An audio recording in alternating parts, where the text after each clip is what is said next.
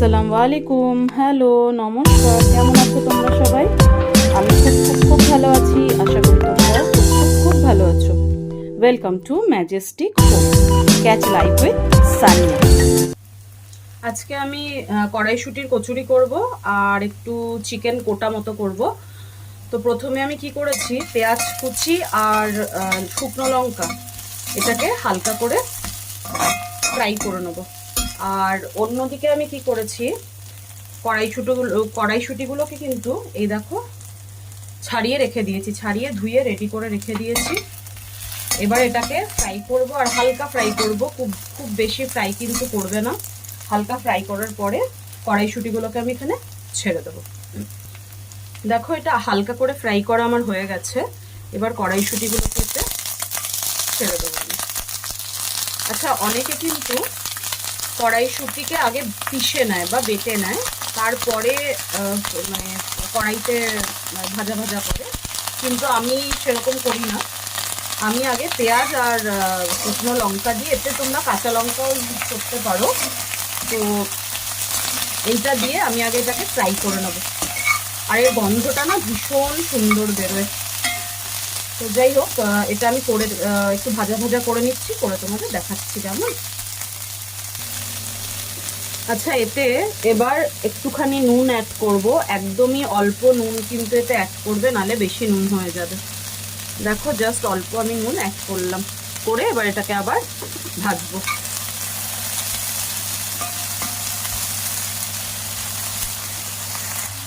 তোমরা এটা রান্না করলে বুঝতে পারবে, মানে এটা ভাজা করলে যে মানে ভাজবার সময় এর থেকে কিন্তু গন্ধটা খুব সুন্দর বেরোয়, যেটা আমি এখন পাচ্ছি। তো এই গন্ধটা পাওয়ার জন্য কিন্তু এই রেসিপিটা তোমাদের করতে হবে, ঠিক আছে? আচ্ছা, আরেকটা জিনিস, এই যে কড়াইশুঁটি ভাজা, এটা কিন্তু আমি শ্বশুরবাড়ি এসেই শিখেছি। তো এইটা মুড়ি দিয়েও কিন্তু, শুকনো মুড়িতেও খুব ভালো লাগে, শুকনো মুখেও খুব ভালো লাগে এই ভাজাটা দিয়ে খেলে। তো এক একদিন সেটাও কিন্তু তোমরা ট্রাই করতে পারো। দেখো এটা কিন্তু ভাজা হয়ে গেছে, দেখেছো কড়াইশুঁটিগুলো কিন্তু দেখো কালারগুলো চেঞ্জ করেছে গায়ের। এবারে এটাকে আমি হালকা ঠান্ডা হতে দেবো, ঠান্ডা হওয়ার পরে এটাকে আমি পিষে নেব। এটা দেখো আমি পিষে নিয়েছি ঠান্ডা করে। আর চেষ্টা করবে এই যে পেস্টটা একটু স্মুথ করার। দেখো অনেকটাই কিন্তু স্মুথ হয়ে গেছে এটা, ঠিক আছে? চেষ্টা করবে যতটা স্মুথ করার, কেননা নালে না পুরিতে দিয়ে যখন আমরা বেলবো তখন কিন্তু এটা বেরিয়ে যেতে পারে পুরিটাকে ছিঁড়ে। তো সেই জন্য চেষ্টা করবে যে পেস্টটাকে খুব মানে সফট করে বা প্লেন করে বাটার, ঠিক আছে? তো চলো এবার আমি ময়দাটা মেখে নিচ্ছি। আমি দেখো এতে ময়দা নিয়ে নিয়েছি কিছুটা। দেখো আমার কিন্তু এটা কভার করা পুরোটা হয়ে গেছে, ছড়িয়ে দিয়েছি আমি কেটলে। দেখে কিন্তু দূর থেকে কেউ বলতে পারবে না যেটাতে সানমাইকা লাগানো নেই, আন্দাজ মতো, ঠিক আছে? তোমাদের একটু ভালো করে একবার দেখিয়ে দেখো, সাইডের যে লোহার রডগুলো ছিল ওগুলোকে আমি সব সিলভার কালারের পেপার দিয়ে মুড়েছি। আর পেছনে একটা ব্যাকে আমি একটা, ওটা কিন্তু কার্ডবোর্ড, আমি এর আগের ভিডিওতে তোমাদেরকে দেখিয়েছিলাম পার্ট 1 যেটা ছিল, যে মোটা করে 3টে কার্ডবোর্ডকে মুড়িয়ে আমি পেছনের যে পেস্টটা আছে ওটাকে লাগিয়েছি। তার ফলে কি হয়, জিনিসটা দেখতেও ভালো লাগে, তো সেই কারণে। তো দেখো এটা কমপ্লিট হয়ে গেছে আমার। আচ্ছা, এবার নিচটা কেন আমি ফ্রেশ দিয়েছিলাম, কার্ডবোর্ড দিয়েছিলাম সেটা দেখাই। এটা দেখো একটা টিস্যু পেপার হোল্ডার, ঠিক আছে? আমি না টিস্যু পেপার হোল্ডারটা লাগানোর জায়গা ঠিকমতো করতে পারছিলাম না, যে কোথায় লাগাবো সেটা বুঝতে পারছিলাম না। তো দেখো এই জন্য আমি নিচটাতে কিন্তু এইভাবে লাগিয়েছি। হ্যাঁ, দাঁড়াও তোমাদের আমি দেখাচ্ছি। আর আমি কিন্তু ঘরের আটা বলো বা এইভাবে দেখো এর নিচটাতে, বেসটাতে, এই যে শেলফের নিচের বেসটাতে আমি টিস্যু পেপার রোল মানে রোল যে হোল্ডারটা সেটাকে আমি লাগিয়ে দিয়েছি। এবারে কি করব, জাস্ট সেই কারণে তোমরা কিন্তু আমার কেটেলটা আছে, কেটেলের বেসটাকে ওর মধ্যে দিয়ে তার উপরে আমি কেটেলটাকে বসিয়ে দেবো। দেখো দেখতে কিন্তু ভীষণ ভালো লাগছে, ঠিক আছে? তাহলে আজকের মতো এখানেই শেষ করলাম ভিডিও। আল্লাহ হাফেজ। মেলানোর পর আটাটা একটু ঠান্ডা হয়ে গেলে এবার কিন্তু হাত দিয়ে এটাকে সফট করে মেখে নেব, কেমন? আমার এটা করা মাখা হয়ে গেছে ময়দাটা।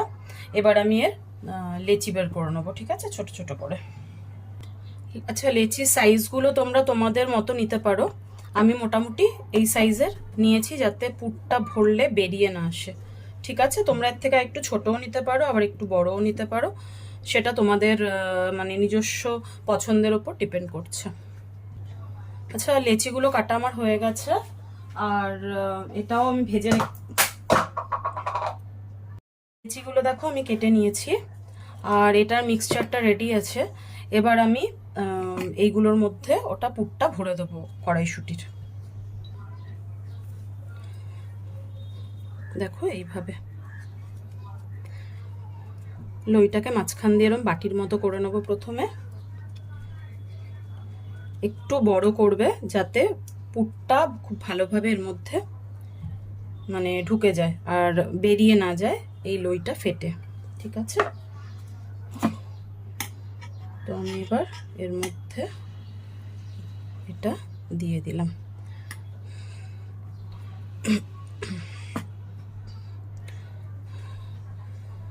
এবার এটাকে এইভাবে মাথাগুলো ধরে এই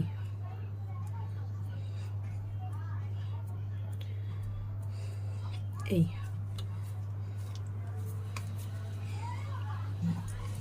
এবারে ভালোভাবে এটাকে পাকিয়ে নেবে, দেখবে তাহলে আর কিন্তু কিছু সাইড দিয়ে বেরোবে না।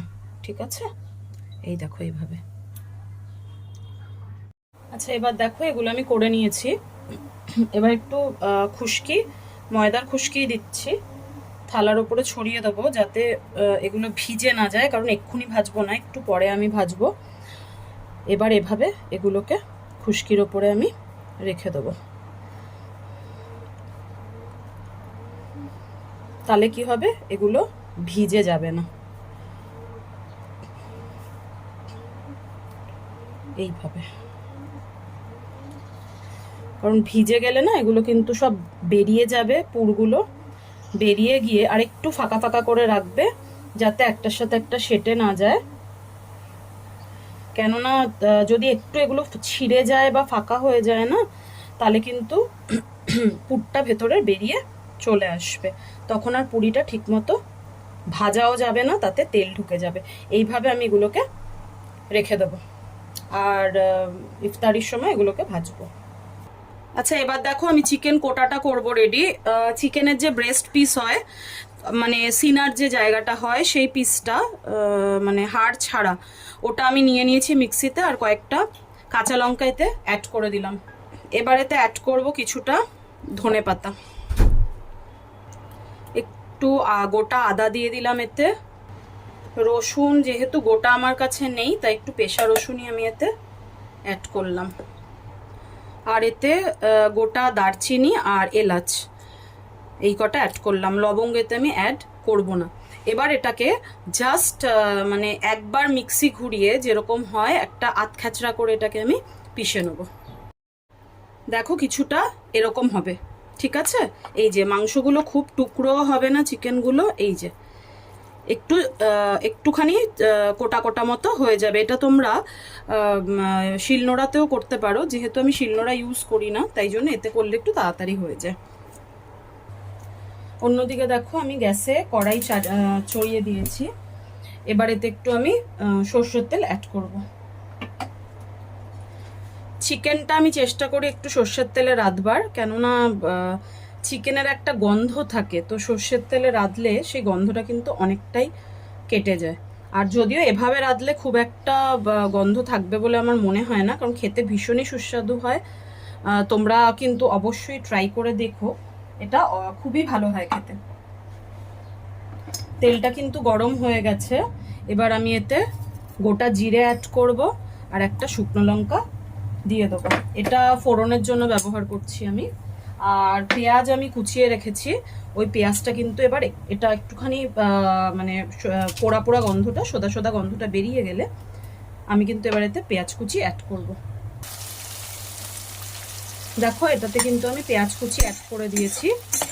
ঠিক আছে, পেঁয়াজ কুচি অ্যাড করে এটাকে আমি হালকা ব্রাউন করে ভেজে নেব। কেমন, একটা জিনিস একটু বলে দিই, পেঁয়াজটা যেহেতু অনেকটা আছে, তাই আমি এতে এটা একটু জন্য তাড়াতাড়ি ফ্রাই হয়ে যায়। এই টিপসটা তোমরাও ইউজ করতে পারো। একটু কিন্তু নুন এর সাথে অল্প একটু দিয়ে দেবে, যাতে পেঁয়াজটা তাড়াতাড়ি দেখবে ফ্রাই হয়ে গেছে। মানে যতটা টাইম নর্মালি লাগে ততটা টাইম কিন্তু পেঁয়াজ ফ্রাই হতে লাগবে না, অনেকটা তাড়াতাড়ি ফ্রাই হয়ে যাবে। দেখো পেঁয়াজটা কিন্তু ফ্রাই করা আমার হয়ে গেছে। হ্যাঁ, গোল্ডেন ব্রাউন করে আমি ফ্রাই করে নিয়েছি। এবার আমি এই যে চিকেনটা রেখেছিলাম রেডি করে, চিকেনটা কিন্তু আমি এতে দিয়ে দেবো।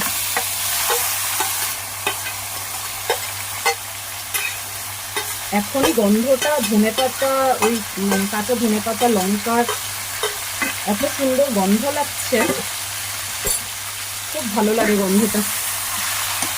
এবারে এটা ভালো করে আমি পেঁয়াজের সাথে ফ্রাই করে নেব।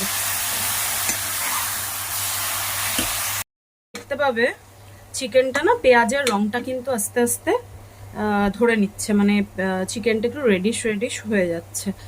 তো এটা ভালো করে আমি কিন্তু আগে ফ্রাই করে নেব।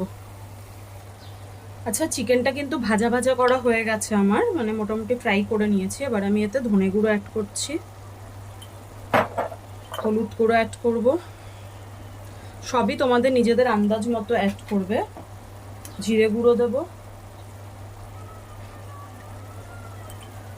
আর দেবো লঙ্কা গুঁড়ো। আচ্ছা, লঙ্কা গুঁড়োটা আমি বলে দিই, এটা কিন্তু আমি কাশ্মীরি লঙ্কা গুঁড়ো ইউজ করছি জাস্ট রংটার জন্য, ঠিক আছে? কেননা কাঁচা লঙ্কা অলরেডি আমি এতে দিয়ে দিয়েছিলাম, তো সেই কারণে আমি কাশ্মীরি লঙ্কা গুঁড়ো ইউজ করলাম। তোমরা কিন্তু তিখা ঝাল কখনোই ইউজ করবে না, তাহলে কিন্তু অতিরিক্ত এটা ঝাল হয়ে যাবে। আচ্ছা, আরেকটা যেটা জিনিস, যে তখন পেঁয়াজটা ফ্রাই করার সময় আমরা কিছুটা নুন দিয়েছিলাম, তাই আন্দাজ মতো কিন্তু পরে তোমরা নুনটা অ্যাড করবে, কেমন? অতিরিক্ত যেন নুন না হয়ে যায় সেই হিসেব থেকে অ্যাড করবে। এবার ভালো করে এটাকে মিশিয়ে নেবো, মিশিয়ে আরেকটু 2 মিনিট আমি এটাকে ভাজা ভাজা করে নেবো। আচ্ছা, আমি এবার চিকেনটা অলরেডি আমার হয়ে গেছে, তো চিকেনে আমি গরম জল কিছুটা অ্যাড করেছি, এর কারণে একটু সিদ্ধ হতে হবে চিকেনটাকে। তো অ্যাড করে আমি এটাকে কিছুক্ষণ ঢেকে দেবো। মোটামুটি রান্নাটা আমার শেষের দিকেই হয়ে এসছে। চিকেনটা আমার মোটামুটি রেডি হয়ে গেছে। এবার আমি উপর থেকে, রান্নাটা শেষ হয়ে গেছে, উপর থেকে আমি জাস্ট কিছুটা ধনেপাতার কুচি দিয়ে দেবো, যাতে ধনেপাতার গন্ধটা এতে আসে। রান্নাটা আমার শেষ হয়ে গেছে। এবার আমি এটাকে ঢেকে কিছুক্ষণের জন্য রেখে দেবো।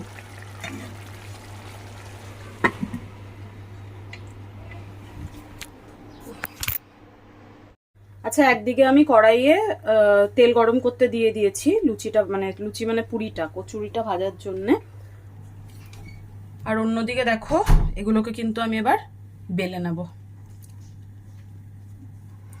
আমি এটা আটার খুশকি দিয়ে, মানে ময়দার খুশকি দিয়েই বেলবো, নালে বেরিয়ে যাওয়ার একটু চান্স থাকে। তেল দিয়ে কিন্তু এটা বেলতে একটু প্রবলেম হয়। খুব বেশি বড় বা পাতলা আমি করব না, কারণ তাহলে বাইরের এই পরতটা ছিঁড়ে যাওয়ার একটা ভয় থাকে। আচ্ছা, বাকি পুরিগুলোও কিন্তু এভাবে আমি বেলে নেব, ঠিক আছে? বেলে তারপরে এগুলোকে আমি এক এক করে ভাজবো। তেলটা কিন্তু আমার গরম হয়ে গেছে, ঠিক আছে? এবার আমি এতে পুরিগুলোকে ভেজে নেব।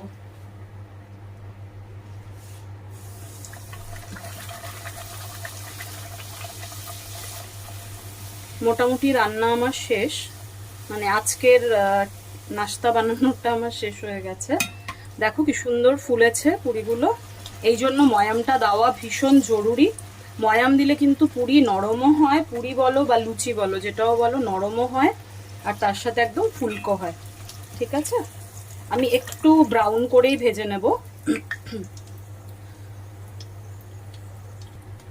এবার তেলটা ঝরানোর জন্য এই চুপড়িতে আমি এটাকে কিছুক্ষণ রেখে দেবো।